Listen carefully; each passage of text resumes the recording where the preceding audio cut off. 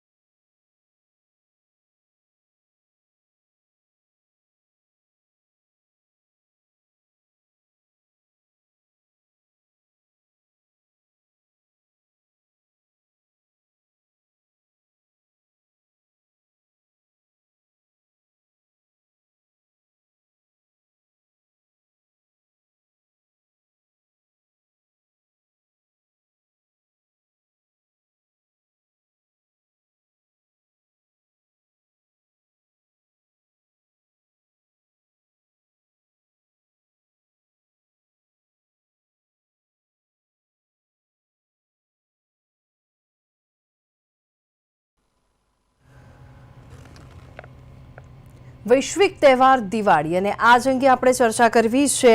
તુષાર શુક્લા આપણી સાથે જોડાઈ ગયા છે, હરદ્વાર ગોસ્વામી જે કવિ છે તે પણ આપણી સાથે જોડાઈ ગયા છે અને નરેશ મકવાણા આઉટપુટ હેડ છે જે સ્ટુડિયોથી આપણી સાથે જોડાઈ ગયા છે। તુષારભાઈ અને હરદ્વારભાઈ, આપનું સ્વાગત છે પ્રદેશ 24 ગુજરાતીમાં। હવે વાત કરીએ, હરદ્વારભાઈ તમારાથી શરૂઆત કરીએ। હવે યુનેસ્કોએ દિવાળીને અમૂર્ત વિશ્વ ધરોહર જાહેર કરી છે। जी बिल्कुल। तो आ एक अभूतपूर्व घटना है, कारण के दिवाળી એ માત્ર એક તહેવાર નથી, પણ આપણી સંસ્કૃતિ સાથે જોડાયેલી એક અદ્ભુત ક્ષણ છે। કારણ કે દિવાળીની સાથે જોડાયેલા અન્ય તહેવારો તો છે જ છે, પણ સાથે સાથે એ દિવસે આપણે જેમ મોબાઈલના એક્સપર્ટ વ્યક્તિઓ એવું કહે છે કે દિવસ દરમિયાન એકવાર તમે એટલીસ્ટ મોબાઈલને ઓન ઓફ કરો, જેથી કરીને એમાં કચરો હોય તો એ નીકળી જાય અને વધારે સ્મૂધલી એ કામ કરવા લાગે। તો દિવાળી પણ મારી દૃષ્ટિએ આ ઓન ઓફ કરવાની વાત છે। એટલે બહુ બધી વાર કહેવાયું છે એ રીતે આ તહેવારો એક નવી તાજગી તો આપણને આપે જ છે, પણ સાથે સાથે કેટલા બધા એસોસિએશન્સ જોડાયેલા છે. લગભગ દરેક વ્યક્તિને મળવું બેસતા વર્ષને નિમિત્તે. અને સૌથી અગત્યની વાત તો ગામડાની અંદર આપણે ત્યાં પ્રકાશનું પર્વ તો છે જ છે, દીવાઓ નું પ્રતીક છે, સિમ્બોલ છે, પણ સૌથી અગત્યની વાત દીવાઓ ઉકરડા પર પણ મૂકવામાં આવે છે. આપણી સંસ્કૃતિના બધા પ્રતીકો તો જુઓ તમે, કે એટલે નાનામાં નાના માણસે પણ આપણા જીવનમાં અજવાળું પાથર્યું છે. એ દરેકને યાદ કરવાનો અવસર છે, એને થેન્ક્સ કહેવાનો અવસર છે, એની સાથે ફરી એકવાર આત્મીયતા જોડવાનો અવસર છે. બિલકુલ. તુષારભાઈ પણ આપણી સાથે જોડાયેલા છે, આપણે તેમની સાથે જ વાત કરીશું. તુષારભાઈ, તમને હું આ જ પ્રશ્ન પૂછવા માંગીશ કે યુનેસ્કોએ દિવાળીને જે રીતે અમૂર્ત વિશ્વ ધરોહર જાહેર કરી છે, શું કહેશો આપ?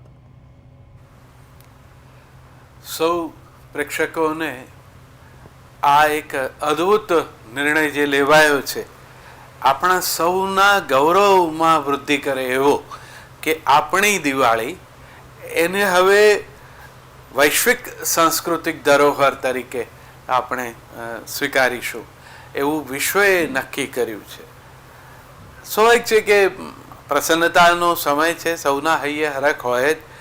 ભારત સરકારે એક બહુ સમજપૂર્વક ભારતની જે ભવ્ય પરંપરા છે, ભવ્ય શા માટે, ભવ્ય અને દિવ્ય, એ પરંપરાને વિશ્વનું એના તરફ ધ્યાન જાય એ રીતે મૂકવાના જે પ્રયત્નો કર્યા છે, એમાં વધુ એક યશ કલગી ઉમેરાઈ.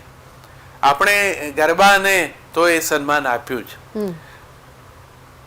પ્રિય અને સન્માનનીય નરેન્દ્રભાઈએ એને લોંગેસ્ટ ડાન્સ ફેસ્ટિવલ એવી ઓળખ આપી, અને ફલસ્વરૂપ આપણે જે અત્યાર સુધી ગુજરાતીઓની કેવળ ઓળખ રહ્યો તો એ ગરબો હવે વિશ્વની સાંસ્કૃતિક વિરાસતનો ભાગ બન્યો. એ જ રીતે હવે આ દિવાળીનો એટલો મહિમા થયો. મારી પ્રસન્નતા વ્યક્ત કરું, દિવાળીથી કોઈ ગુજરાતી તો અજાણ્યો હોય નહીં. આખા ભારતમાં ઉત્સવ તરીકે ઉજવાય છે. સવિશેષ ગુજરાતીઓનો ઉત્સવ છે, કારણ કે આપણે તો એને વાઘ બારસથી દેવ દિવાળી, એટલે મને તો નરેન્દ્રભાઈને એમ કહેવાનું મન થાય કે આ લોંગેસ્ટ લાઇટ ફેસ્ટિવલ તરીકે પણ આપણે આ તહેવારને ઉજવી શકીએ. તો આ સરસ તહેવાર આપણો એ હવે વિશ્વભરનું ધ્યાન ખેંચી શક્યો છે, એનો આનંદ સૌના હૈયે હોય. નરેશ, શું કહેશો આપ? બિલકુલ ભૂમિ, ખૂબ જ મહત્વની ઘટના છે. અને તમે જુઓ કે એમાં એક જે શબ્દ છે અમૂર્ત કલ્ચર હેરિટેજ, એટલે દિવાળી જે છે આપણા માટે ખરેખર એવી છે, એનો મૂળ અર્થ એવો છે કે એવી વસ્તુ કે જેને તમે અડી નથી શકતા પણ એને અનુભવી શકો છો. દિવાળી છે એ દરેક ભારતીય માટે છે એ પ્રકારનો તહેવાર છે કે દિવાળી આવતી હોય એટલે આપણને બધાને છે એની જે લાગણી જે છે સતત આપણા મનમાં છે ઉછાળા મારવા માંડે. તમે જુઓ કે વાતાવરણ જે છે એની અંદર છે દિવાળી આવી ગઈ છે એ પ્રકારનો અનુભવ છે આપણને થવા માંડે, કે ફટાકડાની લારીઓ છે આપણી આજુબાજુમાં ગોઠવાઈ જાય, રંગોળીની જે પણ કલર જે છે એ પણ ગોઠવાઈ જતા હોય છે. એ સિવાય તમે જુઓ કે નાના મોટા દરેક વ્યાપાર ધંધા જે છે એની અંદર છે એ બીજા કોઈ તહેવારમાં મંદી ભલે હોય, દિવાળી આવે એટલે એમાં સતત તેજી છે. 5 દિવસને ધ્યાનમાં રાખીને સતત તમને તેજી જોવા મળે. ગરીબથી લઈ અને પૈસાદાર સુધીનો દરેક માણસ જે છે એ દિવાળીની છે એક સરખી રીતે ઉજવણી કરે છે. એટલે દિવાળી જે છે એ ભારતીયો માટે ખરા અર્થમાં જે છે એમ કહેવાય ને કે એક લાગણી છે, એક એવી લાગણી કે જેને તમે છે અનુભવી શકો છો, અડી ભલે નથી શકતા. તો યુનેસ્કોની જે અત્યારે જે જાહેરાત કરવામાં આવી છે, આમ તો એવું છે કે 194 દેશો જે છે એ યુનેસ્કોના સભ્ય હોય છે, અને દર 2 વર્ષે જે છે એ કોઈ પણ એક આવો અમૂર્ત હેરિટેજ કલ્ચર જે છે એને તમે એની અંદર સામેલ કરવા માટે થઈને તમારે અરજી કરવાની હોય છે, અને એના સભ્ય દેશો જે છે એ બધા છે એના ઉપર છે ચર્ચા કરીને પછી એને મંજૂરી આપતા હોય છે. આપણા માટે અત્યારે મહત્ત્વનું એટલા માટે પણ છે કારણ કે યુનેસ્કોની આ જે કમિટી છે તેની જે મિટિંગ છે એ 8 તારીખથી લઈ અને 13 ડિસેમ્બર સુધી અત્યારે દિલ્હીમાં ચાલી રહી છે અને એ દરમિયાન જ છે આ જાહેરાત કરવામાં આવી છે. અને વડાપ્રધાને જેમ કહ્યું છે એમ આખા દેશમાં જે છે એ આ બાબતને લઈને ખૂબ જ ખુશીનો માહોલ છે અને આપણે પણ એને એ જ પ્રમાણે જોવો જોઈએ. હરદ્વારભાઈ, તમે એક કવિ છો, તો હવે આ જે વૈશ્વિક સ્તરે દિવાળીને જે સ્થાન મળ્યું છે, તો હવે કવિ તરીકે તમારા જે કવિતા રૂપી અમે તમને સાંભળવા માંગીશું. જી બિલકુલ બિલકુલ. પણ એ પહેલા એક વાત જોડવા માંગીશ કે માહોલ આ જાહેરાત થઈ વડાપ્રધાનશ્રીએ કરી ત્યાર પછી એટલે એવું લાગી રહ્યું છે કે દિવાળી પહેલા દિવાળી આવી રહી છે. બિલકુલ. અને મારી સાથે આદરણીય પદ્મશ્રી ગુજરાતી કવિતાના જાણીતા સર્જક તુષાર શુક્લ ઉપસ્થિત છે. તેમની સંમતિ સાથે એક રચના. દિવાળીના દિવસે એક સામાન્ય રીતે એક પરંપરા રહી છે કે વતનમાં જવાનું.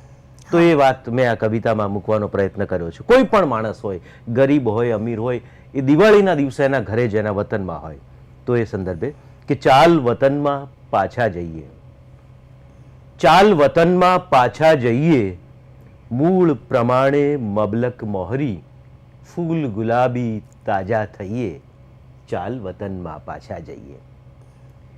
ચાલ બધીએ ગેમ મૂકીને પકડમ દાની રમત રમીએ, ચાલ બધીએ ગેમ મૂકીને પકડમ દાની રમત રમીએ, પ્રવાસનું પેકેજ ફગાવી જંગલ જંગલ જાડી ફરીએ, પ્રવાસનું પેકેજ ફગાવી જંગલ જંગલ જાડી ફરીએ, પાણી ભરવા જાતા પહેલા બધી છોકરી આંખે ભરીએ, સપનાઓને આંખ વટો દઈ, સપનાઓને આંખ વટો દઈ, નકરી નીંદર સાથે લઈએ, ચાલ વતનમાં પાછા જઈએ.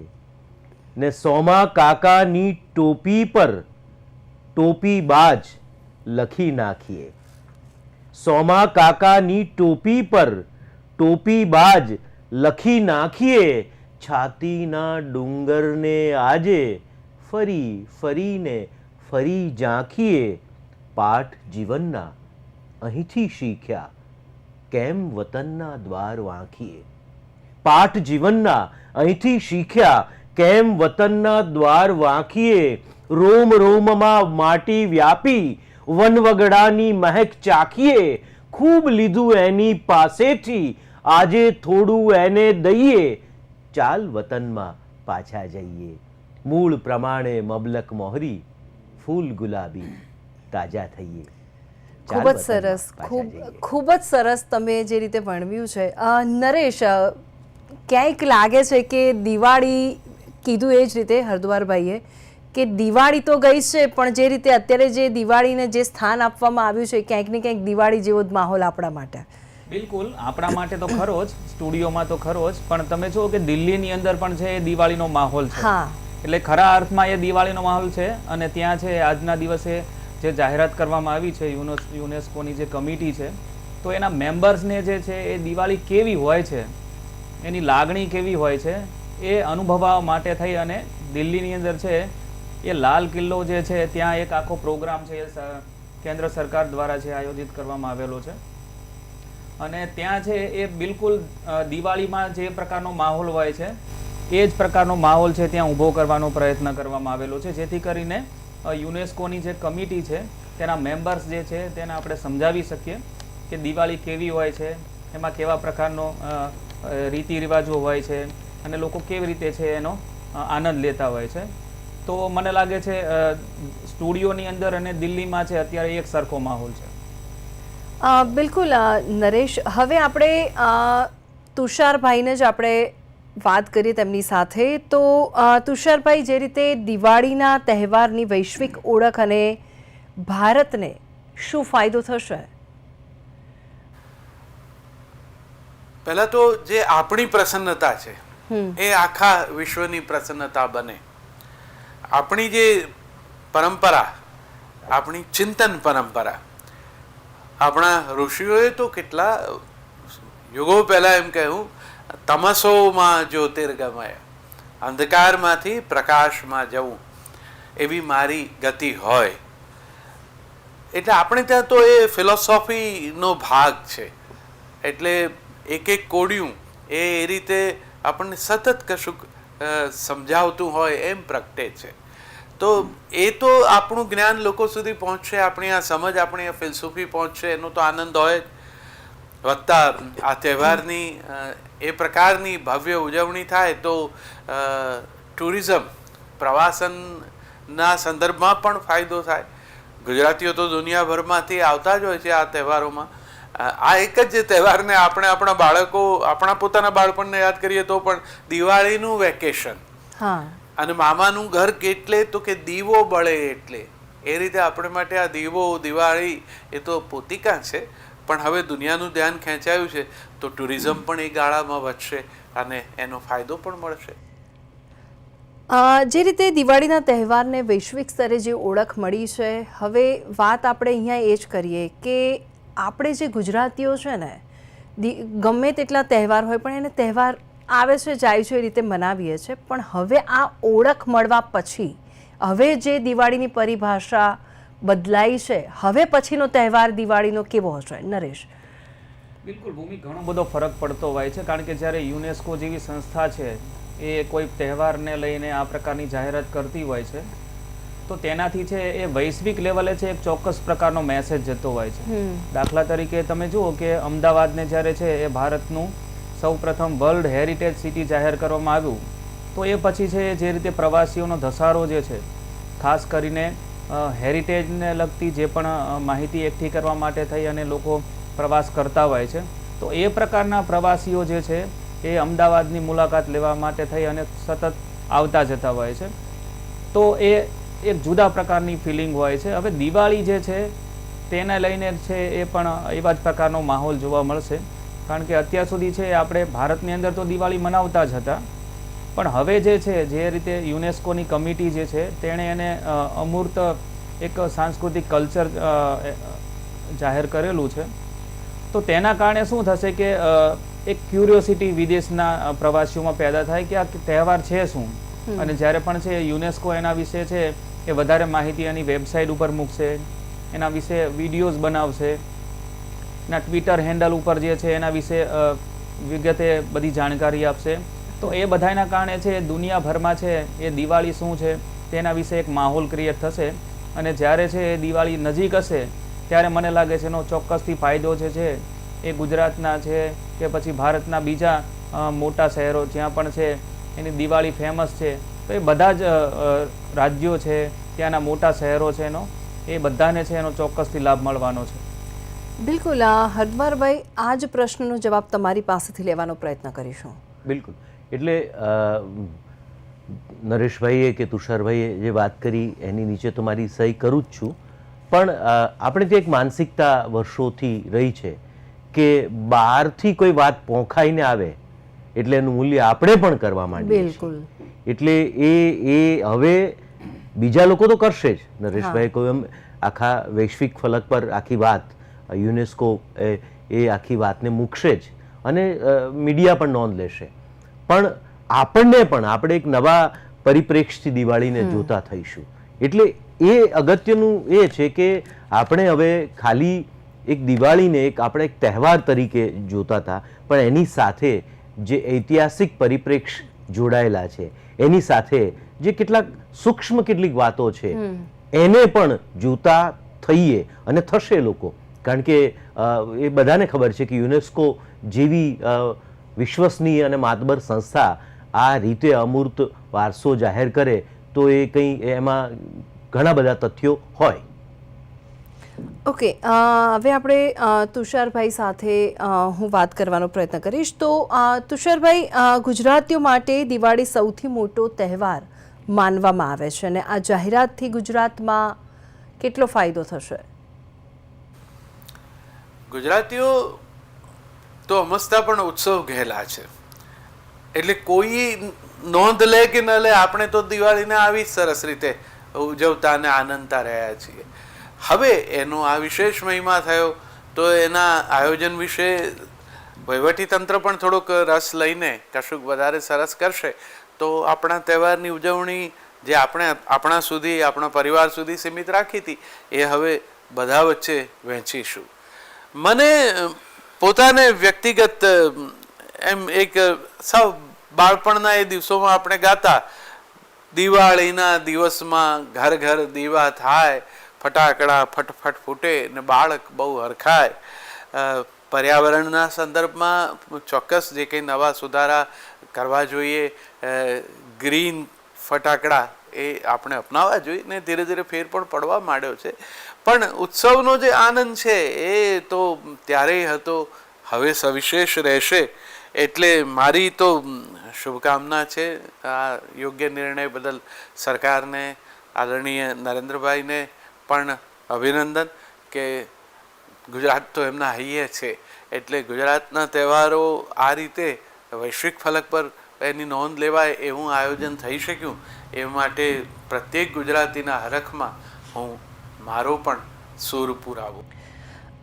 નરેશ, આપણે હવે વાત કરી રહ્યા છીએ તો પહેલાં નવરાત્રિ પણ એક ગુજરાતની ઓળખ ગણાય છે. હવે નવરાત્રિ છે, પછી કાઇટ ફેસ્ટિવલ છે, એ પણ હવે ઇન્ટરનેશનલ થઈ ગયા છે. હવે ત્યારબાદ હવે દિવાળી, શું કહેશો? બિલકુલ. એટલે હવે આમાં તો એવું છે કે તમે જ્યારે છે એ યુનોના સભ્યો છો અને યુનેસ્કો માટે છે એ તમારે દર 2 વર્ષે છે એ એની કમિટી સમક્ષ છે કોઈ એક એવી તહેવાર જે છે એને તમારે છે કમિટી સામે મૂકવાનું હોય છે. 2024-25 માટે છે એ ભારત તરફથી છે એની ઓફિશિયલ એન્ટ્રી છે એ દિવાળીને લઈને કરવામાં આવેલી અને તેને છે એ સરકાર ત્યાંની જે કમિટી છે તેણે મંજૂર રાખી છે યુનેસ્કોની. હવે તમે જુઓ કે ઓલરેડી છે એ ભારતમાંથી છે અત્યાર સુધીમાં છે એ આ યુનેસ્કોની જે અમૂર્ત જે પણ વારસો છે તેની અંદર 15 જેટલી બાબતો છે તેનો સમાવેશ કરવામાં આવેલો છે ઓલરેડી. હવે એમાં જેમ અગાઉ કહ્યું એ પ્રમાણે છે કુંભ મેળો પણ છે એની અંદર સામેલ છે, બરાબર. હવે એ સિવાય પણ બીજી ઘણી બધી બાબતો છે તેની અંદર સામેલ છે. તમે જુઓ કે એની અંદર દુર્ગા પૂજા પણ છે તેનો પણ સમાવેશ કરેલો છે. એ સિવાય વૈદિક મંત્રોચ્ચાર છે, રામલીલા છે, આ સિવાય જે છે એ છૌ નૃત્ય કરીને છે તેનો પણ એની અંદર સમાવેશ કરવામાં આવેલો છે. હવે આ બધી જ બાબતો જે છે તે એવી છે કે જે એની છે ઉજવણી તો થાય છે. તમે છે અમદાવાદ છે જેમ વર્લ્ડ હેરિટેજ સિટી છે તો તમે એને જોઈ શકો છો, તેને ટચ કરી શકો છો, એ રીતે તમે એનો અનુભવ થાય છે. પણ દિવાળી જે છે એને તો તમારે ફીલ જ કરવાની હોય છે. એટલે એ રીતે જે છે એ દિવાળી જે છે એ બિલકુલ જ છે એ યુનેસ્કોની જે અત્યારે આ જે જાહેરાત છે કે અમૂર્ત એટલે કે જેને તમે અડી નથી શકતા એ પ્રકારની એક વિરાસત. તો એની જાળવણી જે છે અત્યારે ખાસ કરીને જે રીતે તમે જુઓ કે એઆઈનો જમાનો છે, તમે છે એ તમે ઈચ્છો એ પ્રકારની ઇમેજ ક્રિએટ કરી શકો છો. અત્યારે તો હવે આવનારા સમયમાં તો છે એ વધારે એઆઈ જે પ્રમાણે હાવી થતું જશે તો માણસ જેવું ઈચ્છે એ પ્રકારનું કલ્ચર જે છે તમારી આજુબાજુમાં ઊભું કરી શકશે. તો એ સ્થિતિમાં છે એ યુનેસ્કોને એવું લાગે છે કે જે એવા પ્રકારની જે તે દેશોની અંદર છે એવી એક કોઈ સામાજિક રૂઢિ હોય કે એવા કોઈ તહેવારો છે કે જેને છે એની સંસ્કૃતિનો એક ભાગ છે તો તેનું જે છે એ જાળવણી થવી જોઈએ. તો તેના માટે થઈ અને આ એક પ્રકારનો છે એ પ્રયાસ છે. આમ તો એવું છે કે 2003ની અંદર જે છે એ આ જે કમિટી છે એની પહેલી જ્યારે મિટિંગ યોજાઈ હતી ત્યારથી છે આ કલ્ચર છે એના રક્ષણ માટેનો એક પ્રયાસ છે એ યુનોનો ચાલુ થયેલો અને આજે છે એ 2025ની અંદર છે આપણે જોઈએ છે કે દિવાળી સિવાય પણ છે ભારતની અલગ અલગ 25 એવા તહેવારો છે કે નૃત્યો છે કે જેનો છે આ કમિટીની અંદર છે એ સામેલ કરેલા છે. અને મને લાગે છે હજી પણ છે આગળ જેમ વર્ષો જતા જશે અને અગાઉ પણ છે એ વડાપ્રધાને છે એ બિહારની ચૂંટણીમાં છે એ ત્યાંની જે છઠ પૂજા છે તેને પણ છે એ એક અમૂર્ત વારસા તરીકે જાહેર કરવા માટે થઈને અમે પ્રયત્નો કરીશું એ પ્રકારે છે એમણે વાત કરેલી. તો મને લાગે છે આગામી દિવસોમાં છે એ બીજા પણ જે તહેવારો છે, નવરાત્રિની તમે વાત કરી તો તેનો પણ છે એ સમય આવે છે ચોક્કસથી આપણે એની અંદર સમાવેશ કરી શક્યું છે એવું મને લાગે છે. બિલકુલ. હવે તુષારભાઈને હું પ્રશ્ન પૂછીશ કે પીએમ મોદીએ ટ્વીટ કર્યું અને કહ્યું છે કે જાહેરાતથી દિવાળીની વૈશ્વિક લોકપ્રિયતા વધશે. શું કહેશો આપ? આમ વિશ્વભરમાં એક યા બીજી રીતે પ્રકાશના પર્વનું આયોજન થાય જ છે ઉજવણી રૂપે. લગભગ તમામ ધર્મોમાં એ અજવાસનો મહિમા છે, કારણ કે આપણે જાણીએ છીએ કે એની પાછળ એક ફિલસૂફી છે કે અજ્ઞાનનું, અણસમજનું જે કંઈ અંધારું આપણને ઘેરી રહ્યું હોય એમાં આ જ્ઞાનનો પ્રકાશ એ આપણે માટે પથદર્શક બને. એટલે એ વિચાર પણ નરેન્દ્રભાઈ કવિતાના પ્રેમી પણ છે, એટલે એમના મનમાં પણ આ દીપક, એની જ્યોતિ અને એની સાથે જોડાયેલા આપણા સંદર્ભો એ છે જ છે.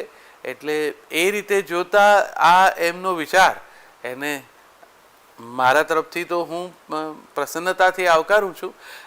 કવિતા સાથે મારો અનુબંધ છે, એટલે એક 4 લાઈન મારી પણ આ પ્રસંગે આપની સાથે વહેંચું કે દીપથી દીપ જલે એ જાણું, દીપથી દીપ જલે એ જાણું, પહેલો દીપ જલાવું.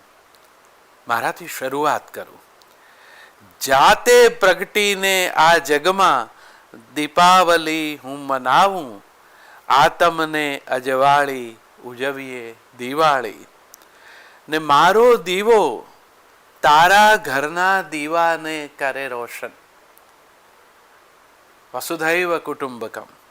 મારો દીવો તારા ઘરના દીવાને કરે રોશન, તારે દીવે પડોશના પણ આંગણ થાય જળહળ. સુખને વહેંચીએ સૌ સંગાથે, સુખને વહેંચીએ સૌ સંગાથે, મલકું ને મલકાવું, જાતે પ્રગટીને આ જગમાં દીપાવલી હું મનાવું. પોતે પણ પોતાના તરફથી જે કંઈ શક્ય હોય એ, જેના ઘરના આંગણામાં અંધારું છે એમાં અજવાળું આણવાનો.